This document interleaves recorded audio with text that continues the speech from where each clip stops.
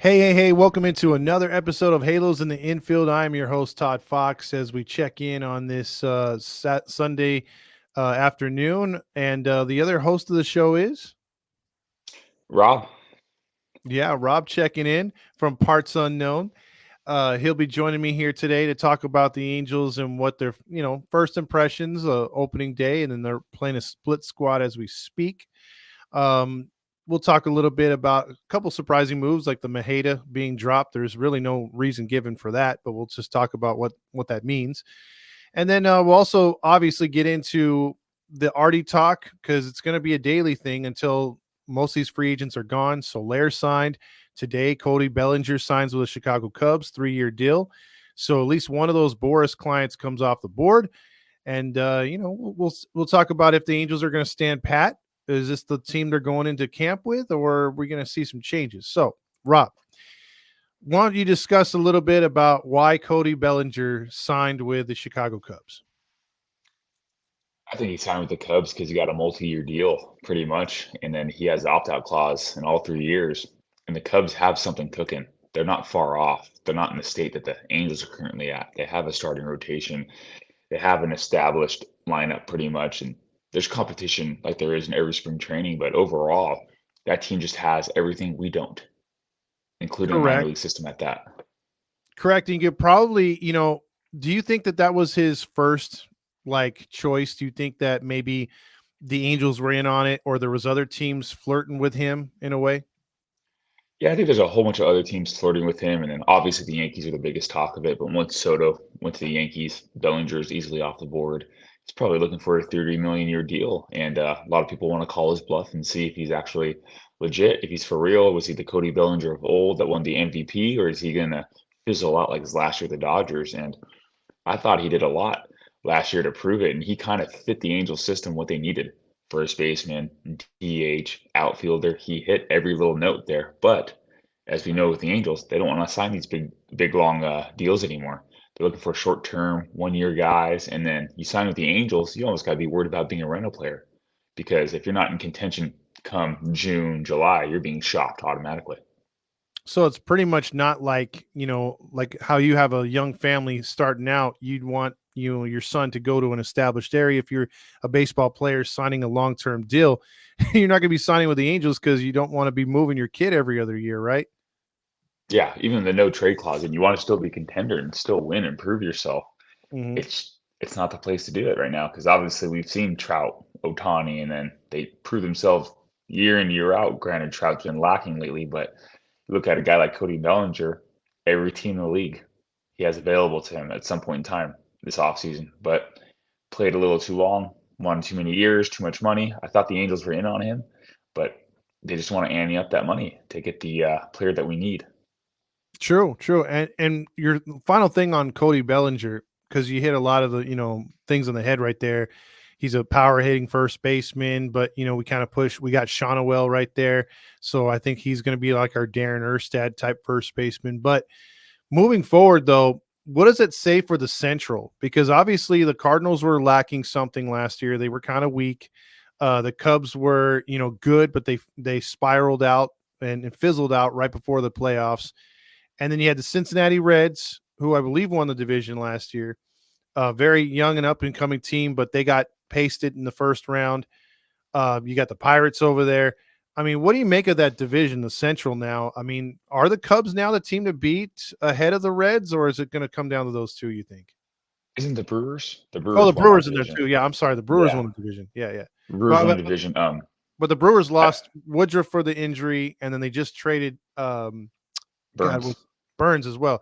So what do you think of that hmm division? Let me rephrase that. I forgot all about the Brewers. My bad. Thank you. Brewers, Reds, or Cubs? Who, in your opinion? Right now, I still like the Cubs in this too Okay. because they showed a lot of push at the end of the year. Granted, they are, you can say, hey, they need a few more arms, but you put that staff they have now together and get some quality innings out of these guys, they're going to be pretty much contenders there at the end. And you said Corbin Burns got traded, the ace. That guy was running the Central pretty much. Hmm. The guy was second for Cy Young again, I believe, behind Yes. Snell. So Yes. That guy's a Cy Young candidate every year. You take him out. Woodruff's coming off an injury too. Milwaukee Brewers, they're not non-existent in itself, but they're not as tough as they once were a couple of years ago. So you look at that, they give the Cubs the upper hand there. St. Louis Cardinals should be there. They're just not putting it together. There's something wrong in that system right now. But I do think they're gonna have a good year. But as of now, I'm more confident in the Cubs going into it. Okay. And then now getting back to our Angels, because we are an Angel podcast. What's what's your opinion on these leftover either free agents or Boris clients? Which one, if you could take a shot at right now? Because I'm gonna throw a couple names at you. Maybe you have one that's a wild card. Because I like Soler before he signed with the Giants. And again, this whole entire it just seems the market for free agents is non-existent this year. Nobody's getting what they thought they were going to get. So with that being said, Tommy Pham, a Joey Votto, Blake Snell. Um, do those three, in your opinion, fit the Angels? Which one of those is the best, or do you have another one right now that's available that could come in and make a big difference for our Halos? Obviously, Snell, 100%. I mean, Tommy Pham, he's a great locker room presence. Everyone talks about he's a great teammate and everything. We don't need him. We have an inflated pool of outfielders as is now, and you have a couple infielders who have played in the outfield as well too. So the last thing you really need is to keep crowding that little field there. You have Hicks, Adele, if he can do what he did yesterday and grind in. I don't know if you guys saw it. He put on 15 pounds of pure muscle this Mm-hmm. offseason. So this guy's grinding it out. He wants to make the big league squad. Obviously, you have Trout and everybody, but what are you missing?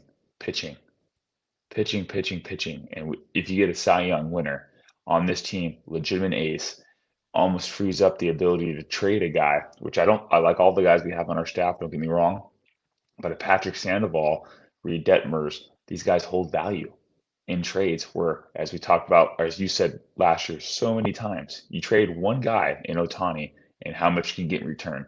You trade one pitcher here and get how many relievers in return, or a prospect to build up the minor league system that we went and gutted last year to try to make a playoff push late in the season when we really didn't have a chance. We got to recoup that all and everything to look forward towards the future. But Snell, 1,000%.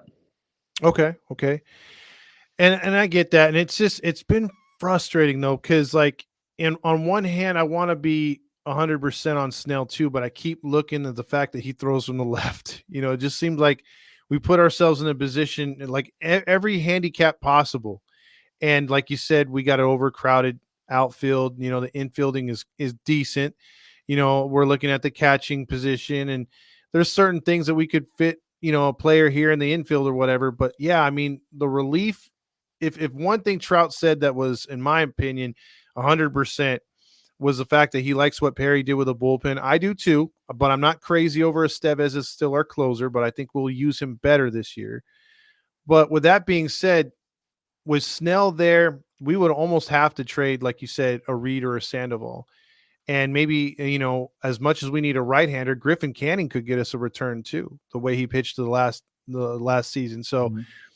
I agree. I mean, in this division, Rob, we face the Mariners, who are an up and coming team under Dipoto. I think they went a little under expectations after going over the year prior to that, making it to the postseason. There's no doubt in my mind they're going to be in the mix this year.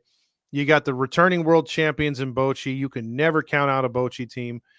And for some reason, they're not getting their due respect. And then you got Houston with a new manager, but same good farm system and same, like, if not better, with pitchers coming off of injuries.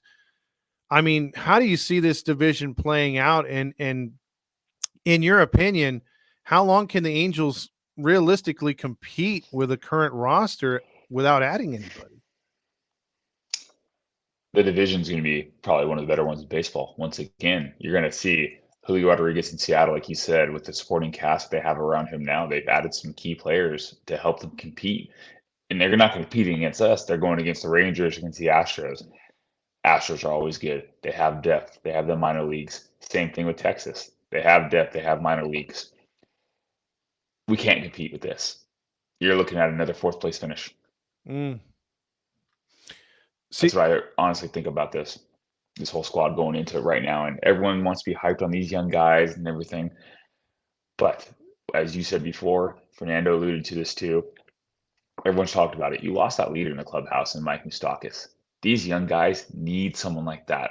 Whether Brandon Drury's going to step up, Trout, we haven't seen him do that necessarily vocally to everybody, but these young guys are going to hit a wall in the season, as every young player does, and they need a veteran leader to take them past that wall and to keep on working. And the Angels don't have that right now. They're missing key pieces all over the place, and this team cannot compete currently. We'll have that run. Don't get me wrong. We'll be on the ESPN top 10 or MLB top 10 teams like we are every single year.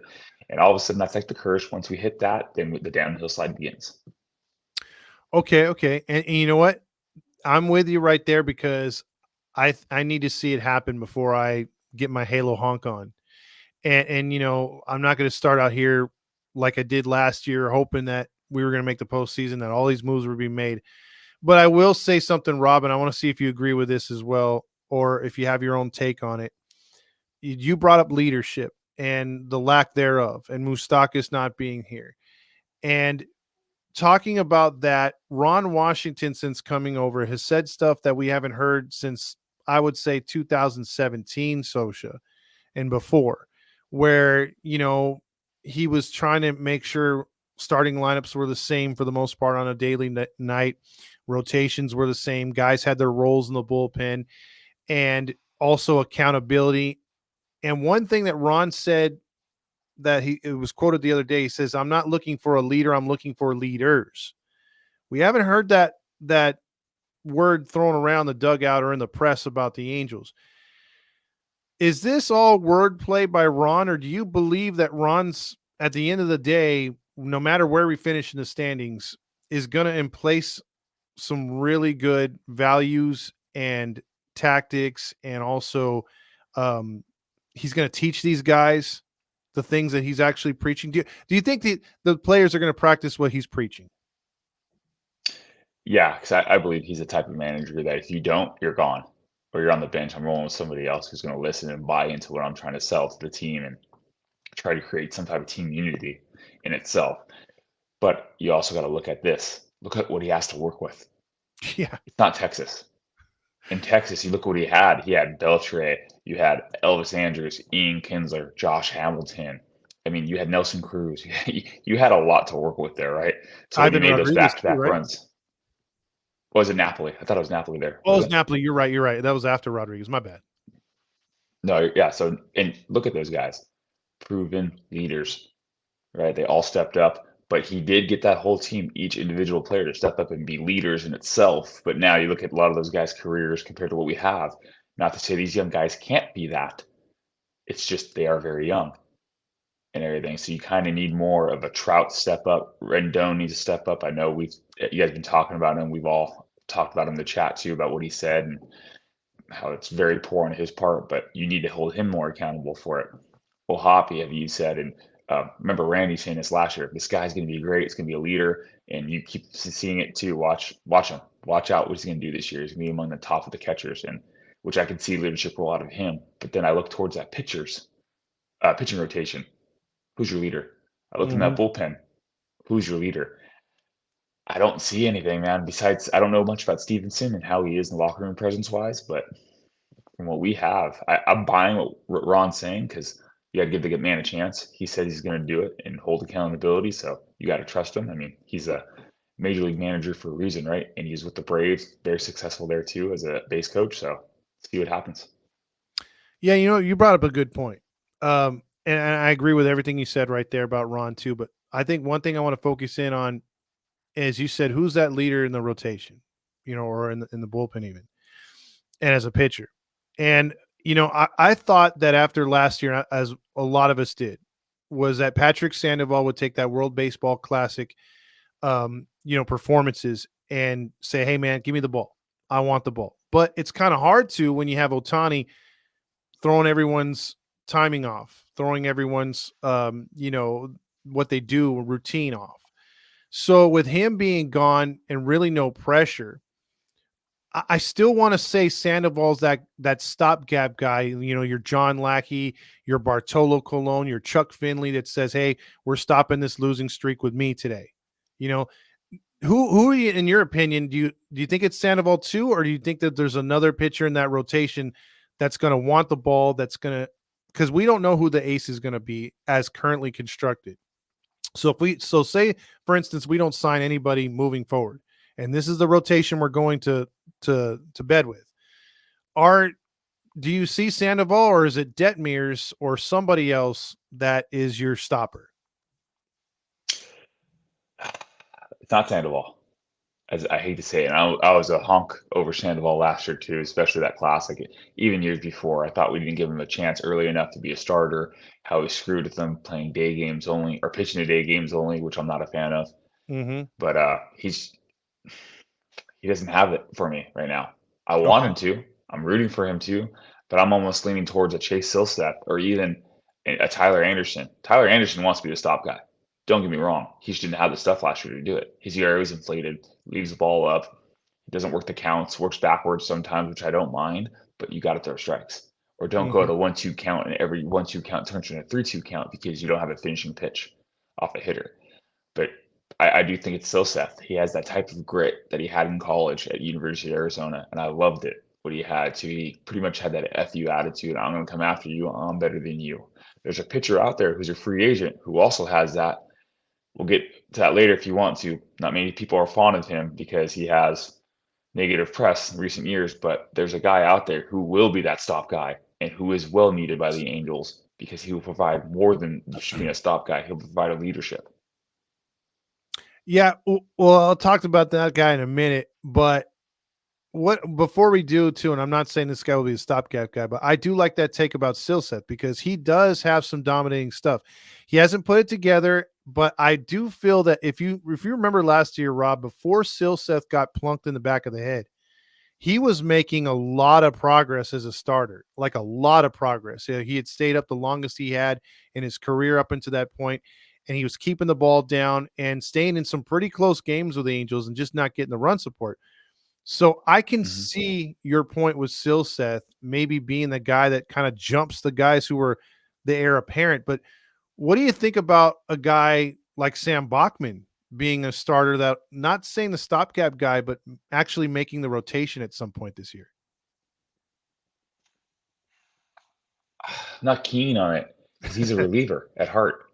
He's a reliever at heart, right? And you can't turn a reliever to a starter and then from back to a starter to a reliever again. You got to give this guy a plan.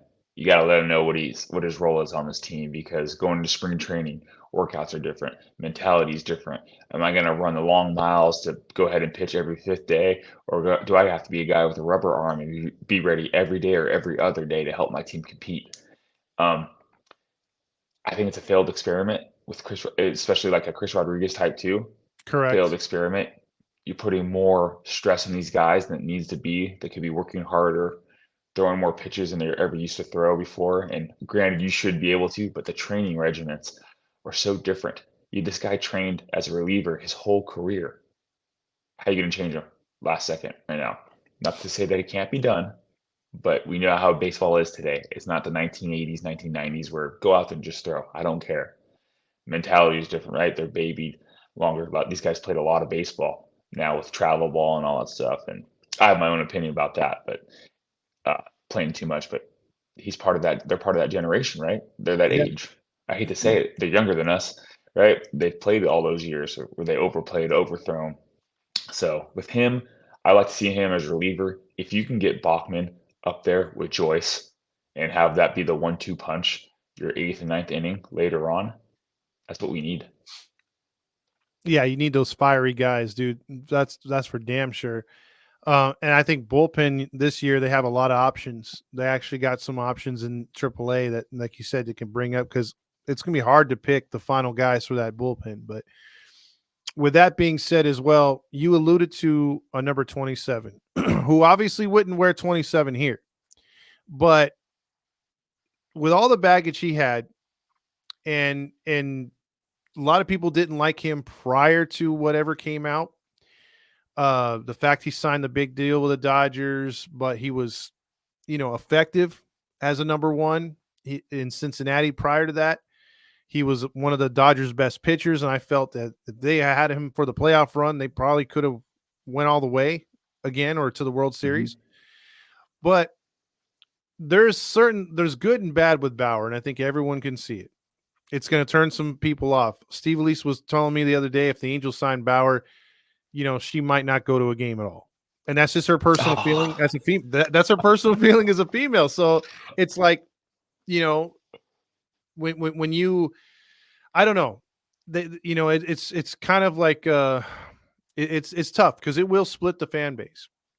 It's if it's already Mhm. not divided enough. But my final point on this, and I want to get your opinion on Bauer as a whole, like the baggage he brings, but what he can bring to the team. Because in the end, unlike Artie says, we're in it for the entertainment business. We're in it for the winning, and obviously he'll help us win. But if Bauer comes instantly, he's the number one. And the last thing on it is that he said publicly he would play for the bare minimum. And that was weeks ago. And we still have not heard, with the exception of him actually in Tempe Stadium working out. So, what are your opinions on him? And let me get your percentage in the end once you give your whole synopsis on Bauer of him actually becoming an Angel. My opinion on him, what happened was an unfortunate thing, right? The accusation that happened and everything that went about the whole process of it too. You look back with hindsight now and we see everything that's 2020. Was he blacklisted by MLB? I believe so. Was he Mhm. wrongly accused? It was obviously shown so, right? Was he wrongly outed by the MLB? Absolutely. For him to play for league minimum is a slap in the face to every pitcher that's ever pitched in the MLB. This guy is worth minimum 25 million a year, in my opinion. He is that good. The guy has the stuff. He's a showman. He's gonna put on a show. If Artie wants an entertainment business, and an entertainer, this guy's an entertainer. Plus, he's gonna go out there and win games. He has that mentality that you need as a pitcher. And for anybody who thinks, oh, baseball players need to be great guys, there are a lot of guys who are absolute stand-up guys, and there's a lot of guys who are just plain a-holes. He shows it out in the field because he wears his heart on his sleeve, right? And how he plays. And there's guys who have that swagger as they play too. You don't see it as much because they don't showboat it as much, but still, you tell me what competitive athlete doesn't have that edge to him where he's a little bit fiery, a little bit out of control? Because if you really don't, most likely you're not the athlete. You're not a professional player. Granted, there are guys who don't have that and are professional players, very respectable in how they handle themselves and everything. But this guy fires up the crowd. He fires up his teammates too and pitches well. He puts a little doubt in the other team's mind that other team is so pissed off at him for what he did, his antics wise. I'm going to try to take this guy a yard. Strikes another guy out. He lets his stats talk for himself. And the fact that we wouldn't even look at the 10-4 that he had last year, right? He was 10-4, I believe, in Japan, something like that. Mhm. With his ERA was pretty freaking low. And if you're the Angels, you sign this guy. He had a below 3 ERA in Japan. And what did Yamamoto get? 30 million? Yeah. Bauer pitched better than Yamamoto did. So you mean to tell me that we're going to reward a guy who didn't pitch as well, whereas a guy who pitched way better than him, we're going to blacklist him still too for? And don't get me wrong, I am not a fan of anything that happened or everything that went down. I am not a fan of that. Highly against it, was against it too. But when the evidence came out, and this is I have a problem. This is political though. I hate to get too political, but in the United States, you're innocent until proven guilty. This guy has been guilty, even though proven innocent, and remains guilty. Mhm. How? He is a baseball player, an entertainer, and he knows it, but he backs everything up that he does. He's handled the situation kind of with grace, right? You have to kind of look at it. They put him through the ringer.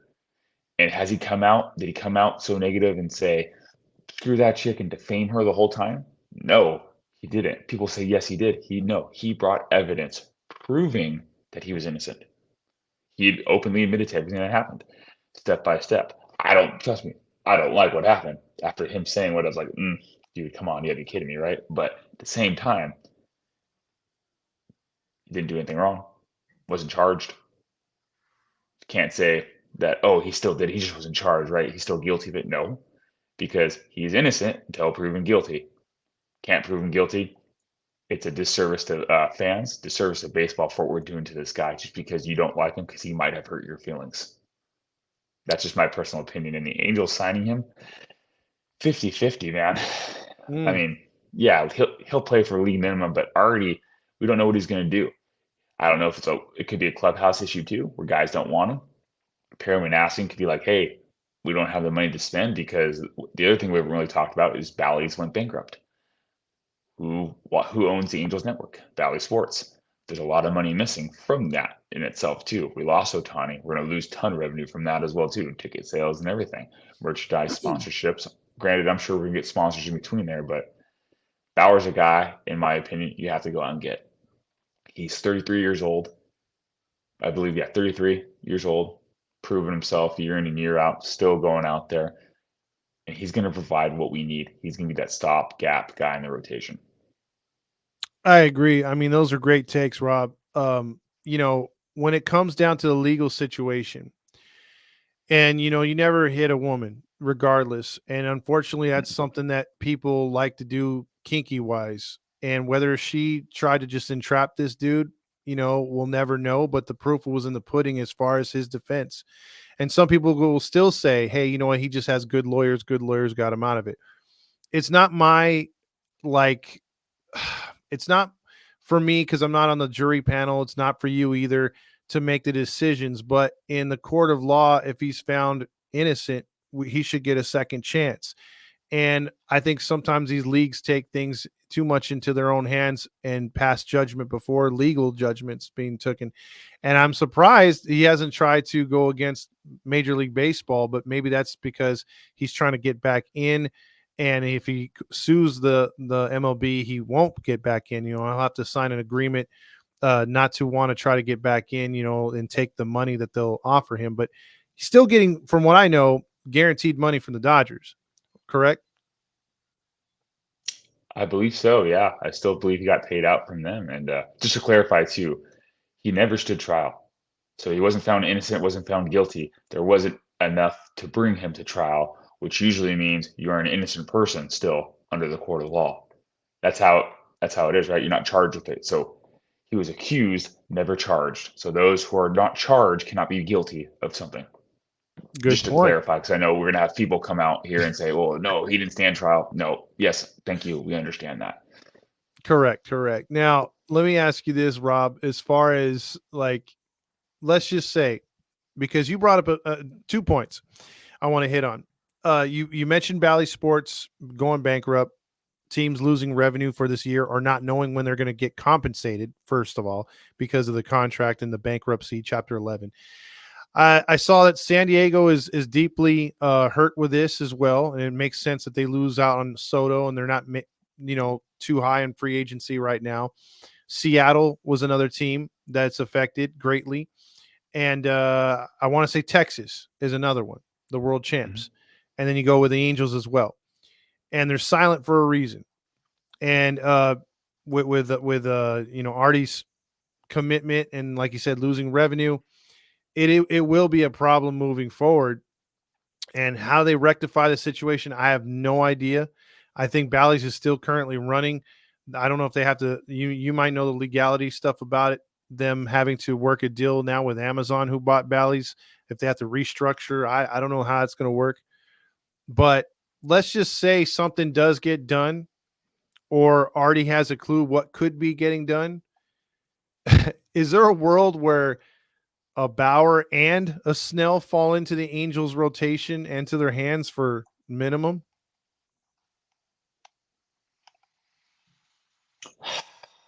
I would say no, not without major adjustments from the Angels in itself to guaranteeing these guys want guaranteed money. Snell could be on his last contract. Does this guy, a Cy Young winner, has to go out and prove himself again on a team that has no run support, let's say, and True. lacklusters here and there, right? Goes through some little cold streaks and everything, and his numbers are going to fall. I wouldn't want to go there. I mean, I would want to go to a competitor at that point in time, someone who's going to back me up and help me out every once in a while when I need that help. I think they land one guy. They need to. They should actually go after, but I do think they land one guy, whether even be Jordan Montgomery as well too in there. But they need another starting pitcher. I don't think these guys that we have now is enough to do it, and I think Artie is going to have to dip into his pockets because he makes a lot of money still. City of Anaheim does not charge him a lot to have that stadium as well. I believe that last thing I read, they only made like $1 million, maybe up to 2 million a year from the deal on the Angels. And if Wow. you look at that as a whole, that's a lot of savings net for renting a place, right? Hmm.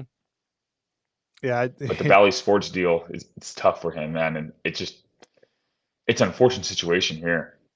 Um, so I have the one right here. So that if the Rangers released their financials, which was interesting, they were supposed to get $100 million in 2024 to help them as part of their 20-year, $3 billion deal.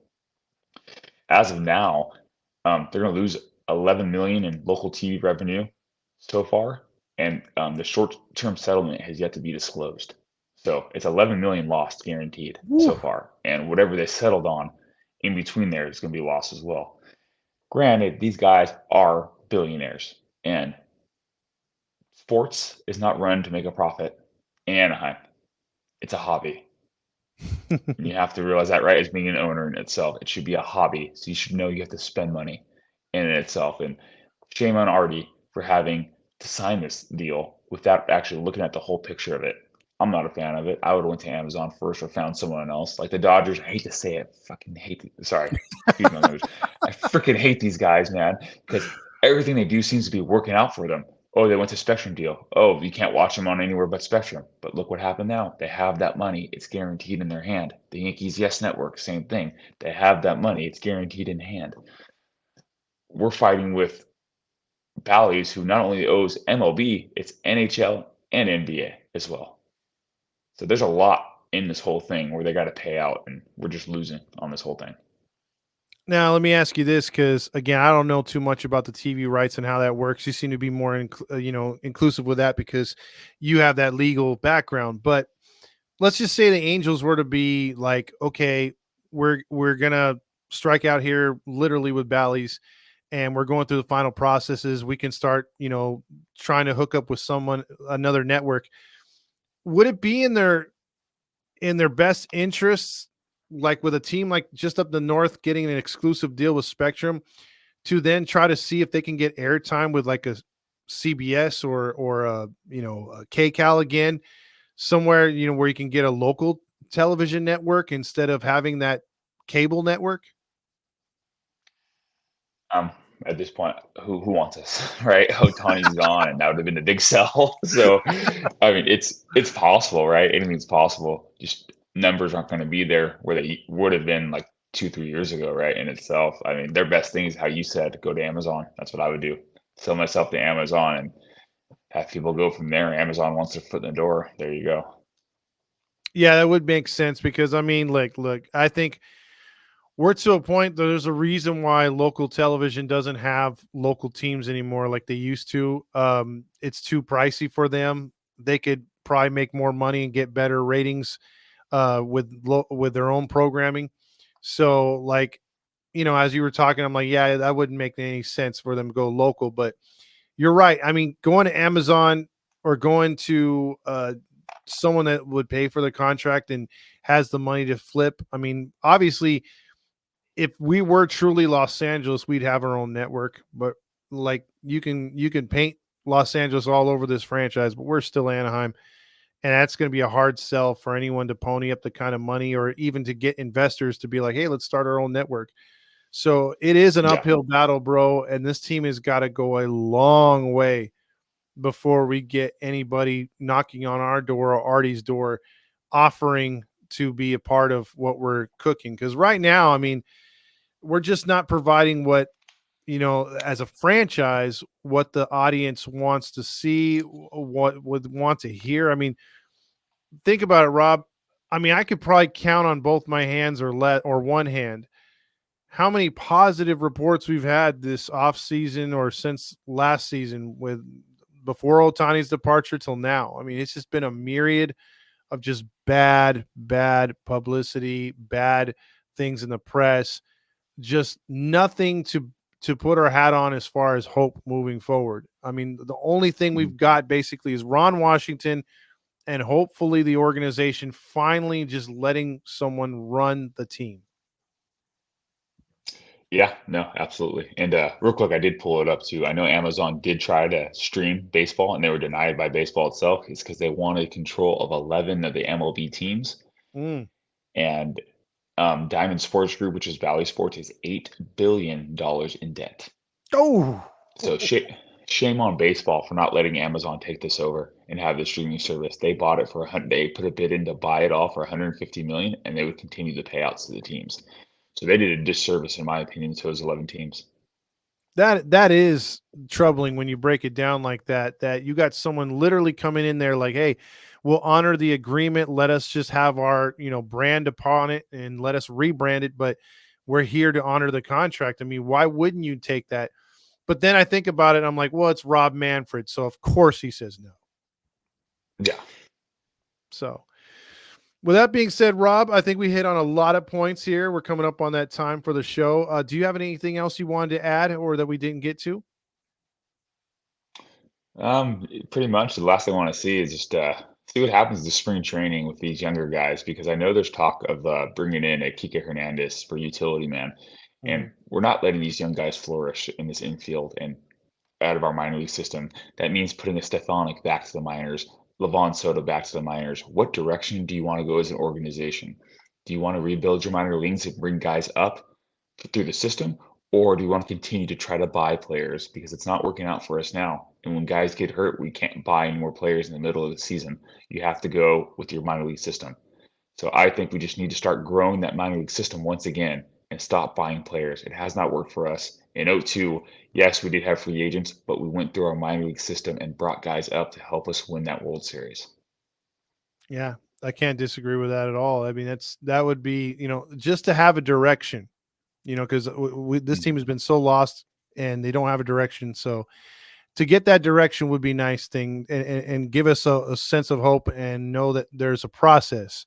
As Angel fans, we don't know what that word means. So we have to just wait and see. And a lot's going to take place after Cactus and we break camp here in Tempe. But we just started camp. And last thing I got for you, though, is three-peat champions, three-time champions, Cactus League. I think we're losing both games right now. I'm going to say no. Damn it. So hard to three-peat, man. So hard to three-peat. Put the flags up and right. Yeah, just have a couple of cactus flags up there.